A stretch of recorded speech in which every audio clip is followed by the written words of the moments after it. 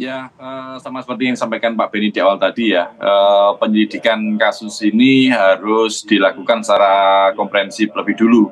Scientific crime investigation harus dilakukan. Jadi kepolisian jangan sampai terburu-buru memberikan pernyataan-pernyataan yang kemudian malah membuat blunder gitu. Sama seperti di kasus Afif Maulana di Sumatera Barat kapan hari gitu. Makanya informasi terkait dengan hasil otopsi, kemudian TKP di mana mereka ini terjun ke sungai misalnya di awal itu juga harus dilakukan, jangan sampai terburu-buru disampaikan gitu.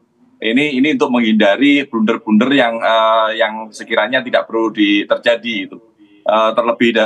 Terlepas dari itu memang upaya mitigasi terkait ancaman ketidaktertiban sosial ini juga harus dilakukan secara intensif oleh kepolisian.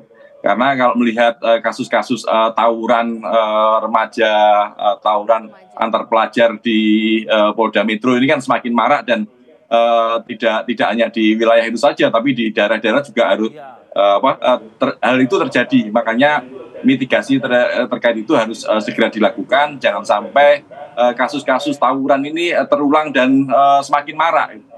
Upaya untuk melakukan tindakan itu memang harus dilakukan secara prosedural dan sama seperti disampaikan Pak Beni tadi, tindakan tegas itu bisa saja dilakukan bila sudah mengancam personil atau mengancam keamanan masyarakat di sekitarnya.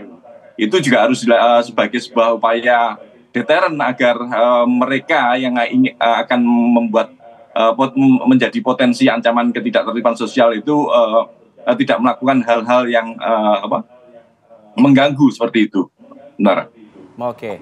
Pak Bambang, ada juga catatan dari Anda terkait dengan, kan kalau tadi Anda sudah juga menjelaskan soal tindakan tegas terukur, ya oke lah boleh dibenarkan. Tapi banyak juga animo yang muncul nih, polisi itu memang lebih banyak melakukan tindakan-tindakan yang tegas terukur terarah tadi. Harusnya bisa juga dilakukan tindakan preemptif seperti itu. Catatan Anda seperti apa? Ya, tadi sudah saya sampaikan mitigasi terkait potensi ancaman ketidaktertiban sosial itu harus dilakukan gitu. Polda Metro sudah membentuk ada Babin Kamtibmas, kemudian membentuk polisi RW. Itu yang seharusnya dilakukan.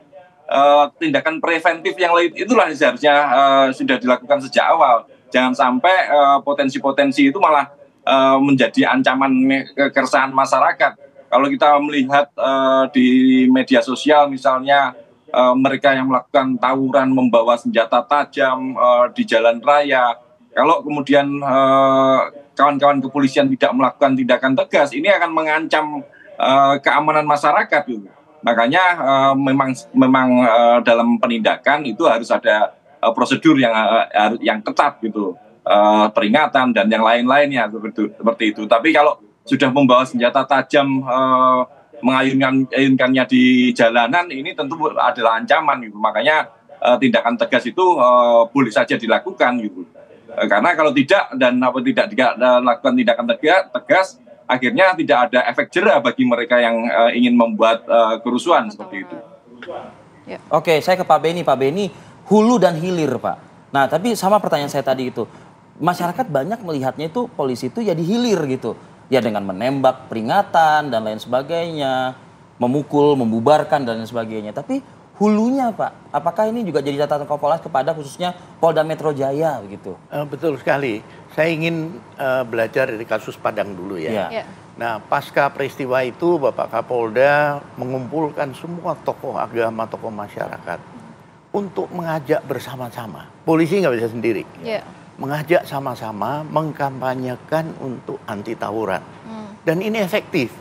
Yang kedua, patroli cyber mengidentifikasi kelompok-kelompok yang sering melakukan tawuran. Temuannya apa? Medsos mereka ketika dibuka, dipaparkan di depan kami, bagaimana provokasi satu kelompok terhadap yang lain.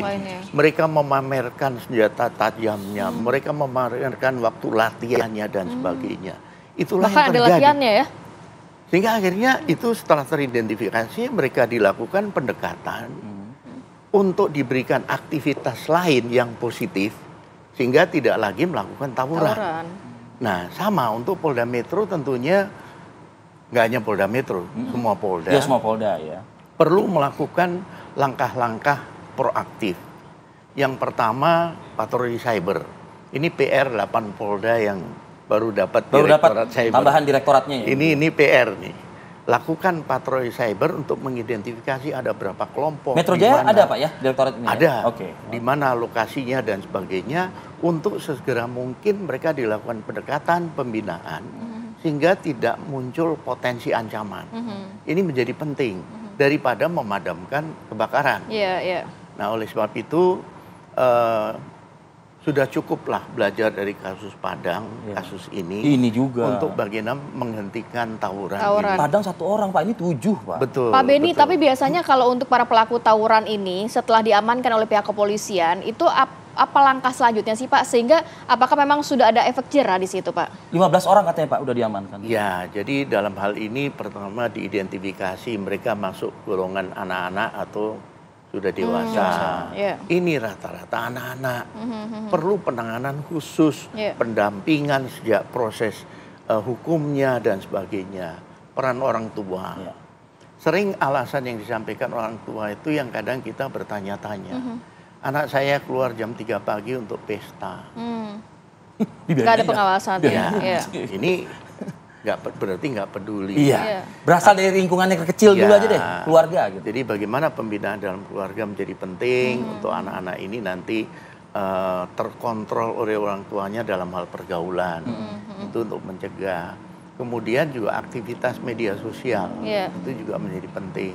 Karena saat ini paling mudah sekali terpengaruh itu melalui media sosial. Bahkan ada banyak yang pertama perang medsos dulu baru tawuran, janjian tawuran gitu ya Pak ya? Betul. Provokasi lebih banyak lewat medsos. Apa yang bisa dilakukan oleh direktorat yang baru terbentuk ini di 8 Polda ini Pak? Artinya apakah di take down akun itu boleh begitu seperti itu? Yang kalau hanya take down dia bisa muncul lagi. Tetapi kayak ketika jamur, berhasil mengidentifikasi kemudian siapa, di mana, kelompoknya, berapa orang, orang tuanya, kemudian diintervensi dalam rangka pembinaan, ini lebih efektif untuk mencegah. Saya ke Pak Bambang. Pak Bambang menanggapi hal ini, catatan Anda juga sekali lagi Pak Bambang, ada 8 Polda yang saat ini juga sudah ada direktorat cybernya begitu ya, dan juga PPA ya Pak kabarnya. Memang Pak. Benar, paparan di media sosial terkait kekerasan ini memang sudah sangat marak ya, tapi saya melihatnya lebih harus pada pendekatan sosial di lapangan gitu.